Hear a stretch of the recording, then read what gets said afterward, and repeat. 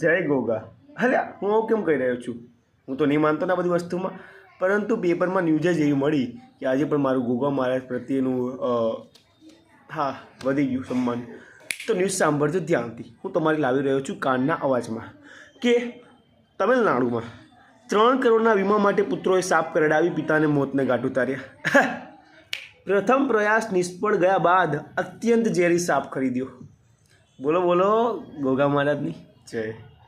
આવું થઈ રહ્યું છે, સારો એવો ઉપયોગ થઈ રહ્યો છે પૈસા પડાવવા માટે. કઈ આશાએ પિતા પુત્ર કરે, કઈ આશાએ પિતા પુત્રને મોટો કરે, અને જે વીમો પિતાએ કરાવ્યો તો એમની સેફટી માટે. ઇન ફ્યુચર આવું કંઈક થઈ ગયું તો મારા બાળકને કંઈ મળશે, પરંતુ થયું શું? એટ ધેન થયું એ કે પુત્રોએ જ પિતાને કરાવી દીધું. શું કરીએ ભાઈ? This is the Kalyuga, and in Kali anything is possible. We can use the snake by killing our father and taking the money from giving the death to our father. થાય છે યાર, શું કરીએ?